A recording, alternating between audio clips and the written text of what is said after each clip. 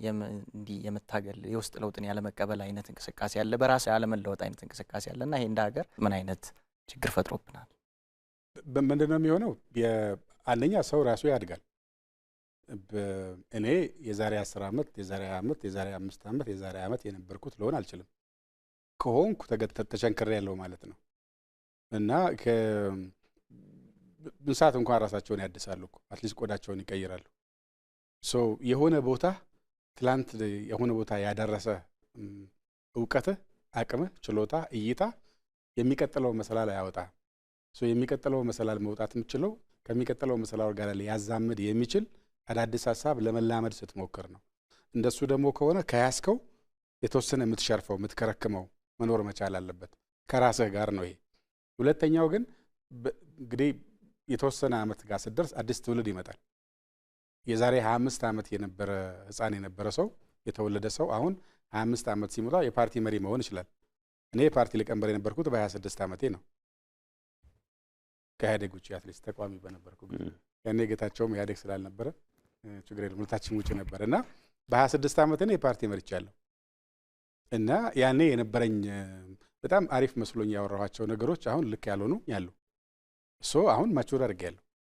ከዛ ደግሞ ያኔ ስኖር የነበረ ተወላጅ ደግሞ አሁን ሲደርስ ለሱም ይሆን ነገር መማር ከሱ ጋር አጀስት ማድረግ ካልቻልኩ ሬሌቫንት አይደለሁም፣ ኦብሶሌት ነኝ። ፓርቲም እንደሱ ነው የሚሆነው። ፈንዳሜንታል ሲኖራሉ እሳቤ ፈንዳሜንታል እሳቤዎች መዝለቅ ያለባቸው መሰረታዊ እምነቶች ከህዝብ ጥቅም አንፃር ከሀገር ፋይዳ አንፃር መሰረታዊ ምሰሶ የሚባል ይኖርሃል። እሱ ከሌለ የምትላጋ ነው የምትሆነው፣ እምነትም የለህም ማለት ነው። እሱን ከያዝከ በኋላ ግን በእያንዳንዱ በምትደርስበት ደረጃ ላይ አጀስት የምታደርገዋለህ አዲሱን ትውልድ ለማቀፍ የሚያስችል እሱም መሪ ሊሆን አይደል? መሪ የሚሆነው አንተ ትንሽ ቀረብ ካልክለት ነው። ሸብረክ ሳትለት ለአዲሱ ትውልድ እንዴት ብሎ መሪ መሆን ይችላል? ሸብረክ ለማለት ደግሞ አንተ ያኔ አመረህ ያዝከው ለአሁኑ ትውልድ ግን የማይሰራ ነገር መኖሩን ማመን፣ ራስህን ማብቃት፣ የምታንጠባጥበውና የምትጨምረው ነገር ማየት አለብህ። ይሄ እንደ ሰውም ለፓርቲም ይሰራል። አንድ ፓርቲም ምንም ነገር ሳይቀይር ቃላት ጭምር ሳይቀይር መኖር ከቻለ ለአሁኑ ትውልድ ኦብሶሌት ነው፣ ምንም ርባና የለውም ማለት ነው። ወይ እሱን ጥሎት ነው አዲስ የሚመሰርተው ወይ ክራሽ አድርጎት ከውስጡ ካኒባላይዝ አድርጎ ነው አዲስ ማውጣት ያለበት ትውልዱና አይ ቲንክ ይሄ በሀገር ደረጃም ይሰራል። የዛሬ በ60ዎቹ ያዝከው አቋም አሁን ልትቀጥል አትችልም። አንተ ልጨምርልህ አደገኛ የሚሆነው አዲስ ሐሳቦች በጣም እንጠላቸው። እኔ እንኳን በእኔ እድሜ ማለት ነው ቀላል አይደለም ያገለግልኩት። አዲስ ሐሳቦች በሚመጡበት ሰዓት የሚታይህ እንዴት መሰራት እንደማይችሉ ነው። የሪአክሽን አንድ ጸሐፊ ፈላስፋ ነው፣ የልማት ኢኮኖሚክስ ተሪቶሪክ ሪአክሽን የሚለው አድሃሪ የሆነ ኃይል እድሜ በገፋ ቁጥር ፈልገው አይደለም አድሃሪ ነው የምትሆነው። በቃ የያዝከውን ማቆየት ትፈልጋለህ። አዲስ ጽሁፍ ማንበብ ያልቻለ ሰው ድሮ ያጠናትን ነገር ይዞ ነው መቀጠል የሚፈልገው። አዲስ ነገር መስማት አይችልም።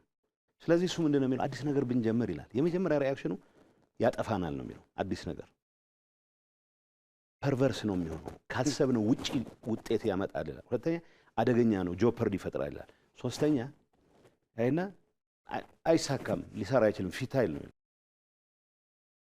አድሃሪነት ነው ይሄ። ተራማጅ ነኝ ብለህ ብትለውም አድሃሪነት ነው። ከተቸከልክ ግን አደገኝነቱ ለሀገር በለው ወክለዋለሁ ለምትለው ህዝብ ያንተ ሐሳብ የሚገዳደር ኢቭን መጥፎ ቢሆን ማስተናገድ የሚያስችል አቅም የለም። መጥፎም ቢሆን እኮ መስማት መቻል አለብህ። ያቃረም ቢሆን ስድብ መስማት መቻል አለብህ እንጂ ለተነሳ መፈክሩ በሙሉ ጠመንጃ መፍትሄ የምታደርግ ከሆነ አይሰራም። የኔን ጉዶች ብቻ ባነሳለህ እኔ ጋር ያላቸው ልዩነት ምንም አይደለም። በቃ የሚፈርም ፈርመናል።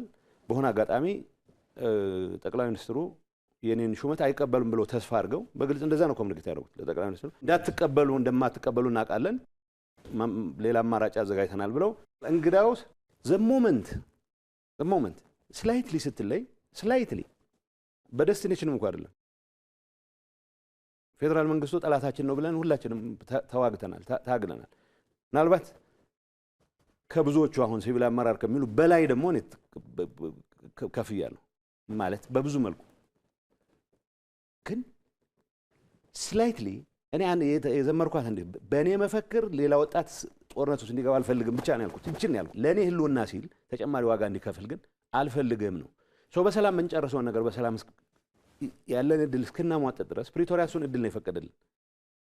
ለምንድን ነው ወደ ጠመንጃ ኳኳታ መንገባው የሚል ወጥተህ ሰላም የምትለው ማን ጦረኛ አለ ይልሃል። እኔ ሰላም ነው ያልኩት። ጦረኛ ቢከሰስኩት ሰው የለም።